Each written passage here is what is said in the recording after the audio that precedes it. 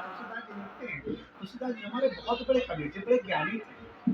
हर बात लिख के चले गए कि चिंता सांपिन को नहीं खाया, अको जग जाए न व्यापी माया। वेदांत कहता है कि प्राणी सब कुछ त्याग कर ईश्वर से मिलने चलता है, तभी ईश्वर को पहचान। तो भैया लेकिन अपने जैसे संसार में फंसे जीव उपनिषद श्री सूत जी महाराज व्यासन अलंकृत करते हुए श्री हरि को अमृतमयी कथाओं के रस स्वादन में कुशल सोनकाल ईश्वर के संरक्षक वर्णन करते हुए कहते हैं कि कलयुग में भैया प्राणियों को बार बार का त्याग करके जंगल में जाने की आवश्यकता, हर बार त्याग के जंगल चले जाओ तो जंगल जाने की आवश्यकता नहीं है। जंगल में जाने से परमात्मा तो मिलता है, पर उसमें गोपियों ने घर भी छोड़ा और वन में गई, फिर भी उन्होंने भगवान को प्राप्त किया, ईश्वर प्राप्त के निमित्त भाव की विशेष रूप से प्रतिपादित किया, पर फिर भी गोविंद कल्याण करने में बाध्य नहीं होती। कैसे? सबरी ने क्या किया? सबरी ने तो वेद पढ़े थे, कुछ नहीं। सबरी ने कहा वेद पढ़े गोपी कब गई पाठशाला, तो पाठशाला गई। और भैया गजराज कहाँ पर मंत्र पढ़े खूब जाने चंद्र ही बटाला, गजराज ने कोई मंत्र पढ़े? कुछ नहीं किया।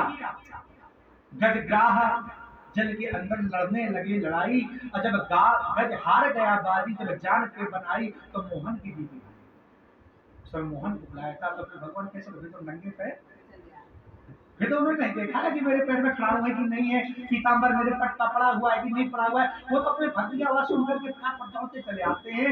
तो भैया इन सबने मन में भाव के गोविंद को लगाया, कोई पाठशाला नहीं गए और कल्याण हो गया। तो श्रीमद् भागवत पुराण के भाव पूर्वक भगवान के दिव्य लीलाओं कथाओं को प्राणी यदि अपने जीवन व्यवहार में प्रयोग में लाए तो जिस आनंद की प्राप्ति योगी को समाधि में होती है, यदि योगी जो समाधि लेता है तो जिस आनंद की वह अनुभूति करता है वही आनंद हमें भागवत कथा के रस, तो वह आनंद प्राणी अपने घर में भी ले सकता है भागवत कथा। श्री सूत जी कहते हैं कि काल व्याल मुख ग्रास ग्रास निवारे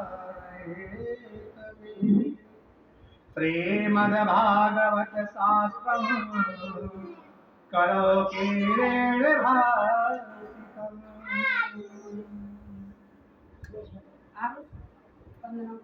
कहते कि संसार काल रूपी सर्प से बचने का एकमात्र उपाय है, एक निमित्त है, वह है श्रीमद् भागवत महापुराण। श्रीमद् भागवत के अनुपम महत्व के विषय में व्यासासन अलग करते हुए श्री सुखदेव जी महाराज राजा राजस परीक्षित को सुना रहे थे।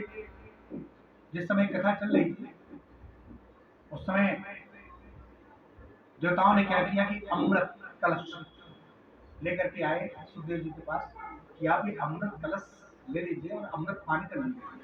कहा कि सुधा कुंभम रहित देवस्त्रैव समागमन, आप इसको लीजिए पी लीजिए, आप अमर हो जाएंगे, आप तक्षक भी काटेगा तो कुछ नहीं क्योंकि आप अमर हैं। और ये जो भागवत की कथा अमृत है ना, ये हमें उन्होंने कहा मैं ये अमृत नहीं दूंगा, मुझे तो भागवत कथा अमृत में श्रीमद् भागवत कथी और दूसरे तरफ जो सारे साधन है बुराई, तो पलड़े में भागवत रखी थी भैया वही प्रभाव। तो श्रीमद् भागवत की तुलना संसार में सब कोई भी साधन कोई पूजा पाठ नहीं कर सकते।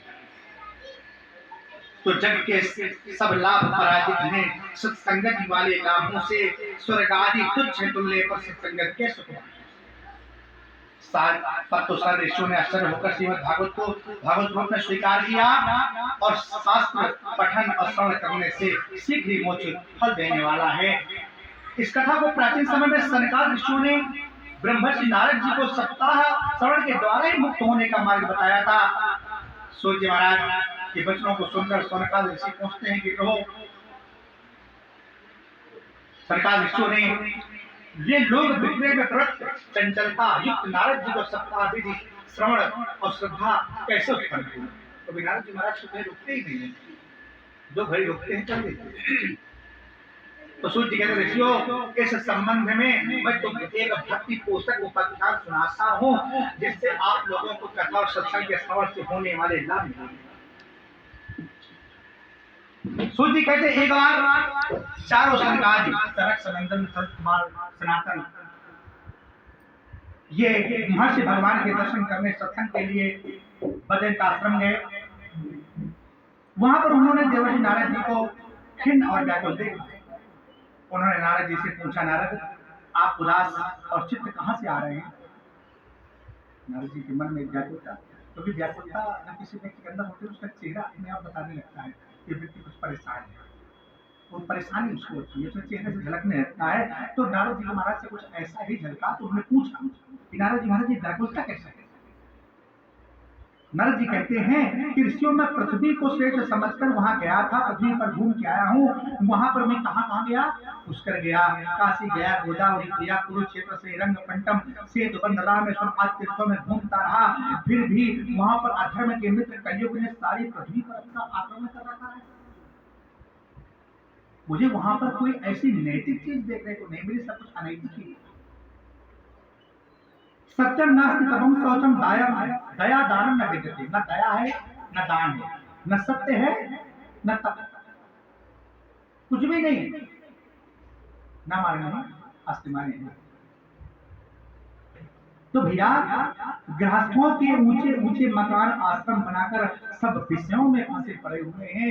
और भैया और बताया है कि मात पिता बालकन ही बुलावही, उदर धरे सोई धर्म सिखावही। क्या सिखाते हैं? माता पिता नारी भी बस नर सकल गोसाई, ना चाहे नट मर कट की नाई। अधिकतर घरों में मैंने क्या देखा, नारद जी महाराज, सनक सनंदन संत कुमार, जो हमारे 4 ऋषि हैं ना, 4 ऋषि जो हैं ये हमारे बहुत जीवन में महत्वपूर्ण है। आजकल क्या होता है कि जब बच्चे का जन्म होता है ना, तो लोग क्या करते हैं कि बर्थडे मनाते हैं, और बर्थडे मनाने में तो केक मंगवा लेते हैं, और केक मंगवा करके भैया फिर वह दीवा में बत्ती रखते हैं, मोमबत्ती, फिर वह ताली बजाएंगे, फिर उसे फूकेंगे, फिर उसे बंद करेंगे। तो दीपक को जला हुआ बंद करते हैं। कितना गलत करते हैं लोग, दीपक जलाते हैं ताकि ये लौ हमेशा जलती रहे, और लोग क्या करते हैं कि मोमबत्ती को बंद कर देते हैं और खूब ताली बजाते हैं, कितनी खुशी मनाते हैं। इसलिए खुशी मनाते हैं कि मेरा 1 साल बेटा कम हो गया। भाई उम्र तो हमारे शास्त्रों में 100 वर्ष की बताई गई है ना। अगर आपका बेटा 10 वर्ष का हो गया, 10 वर्ष उसकी उम्र माइनस में चली गई ना, प्लस तो नहीं हुई ना। और खुशी मना रहे मेरा बेटा बड़ा हो रहा है, बड़ा नहीं हो रहा, माइनस की तरफ जा रहा है, 10 वर्ष कम हो गया, और लोग खुशी मना रहे हैं। तो ये बहुत गलत है। आप सनक सनंदन सनातन संत कुमार सत्य ऋषि बालक का जन्मदिन हो, इन ऋषियों का पूजन करें, हवन कराएं, और हमारे जो सप्त चिरंजीवी हैं, 7 चिरंजीवी, कौन चिरंजीवी हैं? अमर हैं। अस्वस्थामा बलिर्व्यासो हनुमास्य विभीषणः कृपः परशुरामस्य कृपा परशुराम कृपाचार्य परशुराम सप्तैते चिरंजीविना। ये 7 चिरंजीवी, इनकी पूजा करो। मार्कंडेय ऋषि की पूजा करो, जिन्होंने श्री महामृत्युंजय मंत्र की संरचना की। इनसे दीर्घायु होने की बच्चे की कामना करो कि मेरा बच्चा दीर्घजीवी हो, अल्पायु न रहे, दीर्घायु रहे। वो नहीं करते, सब उल्टा कार्य करते हैं। तो भैया और मैंने क्या देखा, नारद जी कह रहे हैं सब 4 ऋषियों से कि तरुणी प्रभुता गे। कितना अच्छा भागवत में वेदव्यास ने लिखा है। एक एक जो श्लोक लिखा है ना, बहुत मार्मिक ढंग से लिखा है। ये बात को ध्यान में रखते हुए लिखा है कि तरुणी प्रभुता गे। ये माने घर, प्रभुता माने उसका जलवा। कहते हैं ना कि आज इसका घर में भाई जलवा चल रहा है, हेड मालिक है अपने घर। तो कौन है अपने घर की मालिक? बहुएं क्या है कि तरुणी प्रभुता वे तरुणी, वे बहू अपने घर की मालकिन है, आनंद है, सास ससुर सब पर जलवा दिखा रही है। और क्या है? श्याल को बुद्धिदाय कहा। श्याल, श्याल किसे कहते हैं? संस्कृत में श्याल साला को कहते हैं। श्याल को बुद्धिदाय कहा। बुद्धि देने वाला कौन है? साला।